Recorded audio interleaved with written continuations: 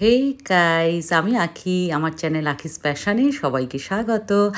আজকে দেখো আমি আছি ম্যালমো, সুইডেনে আর কি, ম্যালমো শহরে সুইডেনের।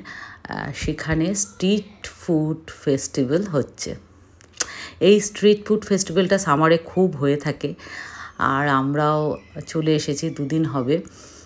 একদম সোজা বাস ধরে 5 মিনিট ম্যালমো সেন্ট্রালে চলে এসেছি। আর ঠিক ম্যালমো সেন্ট্রালে এইখানেই আর কি, এর মধ্যে আর কি এই স্ট্রিট ফুড ফেস্টিভ্যালটা হচ্ছে। মোটামুটি সব দেশেরই খাবার কিন্তু এখানে থাকবে।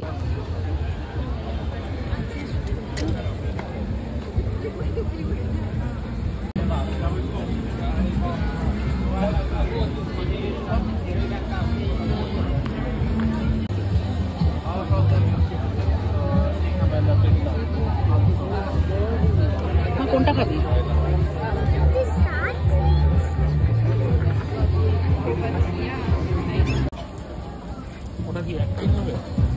হ্যাঁ নাও।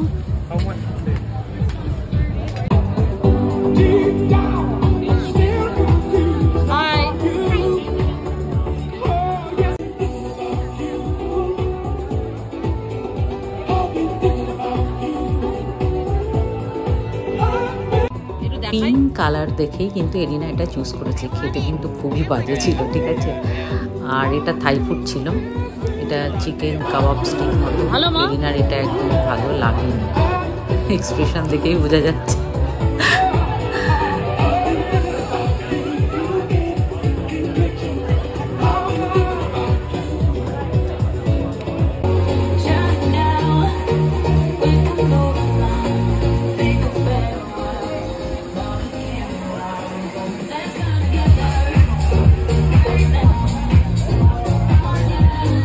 আমি নিয়েছিলাম ফিশ অ্যান্ড চিপস।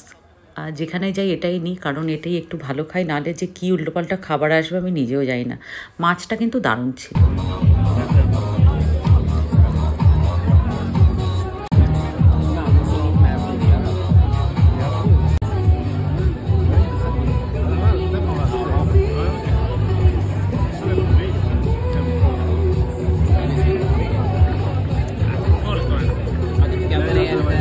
থইয়া এই খাবারটা নিয়েছিল, ঠিক আছে। এটা চিকেন ছিল, অনেক রকমের স্যালাড ছিল। আমিও টেস্ট করে দেখেছিলাম। ওই কীরকম যেন একটা হিজিবিজি মতো, ভালো আর কি, খারাপ না। থইয়া তো এসব হিজিবিজি খাবার যা দেবে ও সবই ভালো খায়। 3 রকমের দেশের খাবার নিয়েছিলাম, আফ্রিকান, থাই ফুড আর তোমার আইরিশ ফুড নিয়েছিলাম। এটা একটা বল মতো ছিল, এর মধ্যে অ্যাকচুয়ালি কলা টাইপের জিনিস দিয়ে এটা ভাজা ছিল।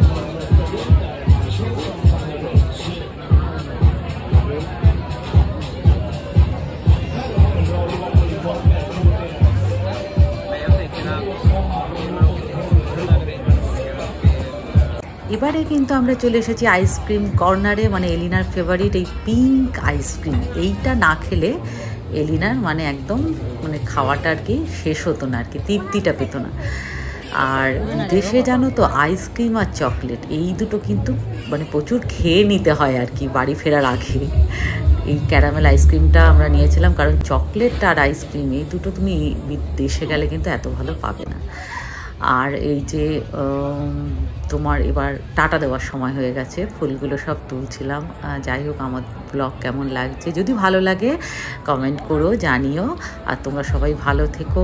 নেক্সট ব্লগে খুব শিগগিরই ফিরছি। টাটা।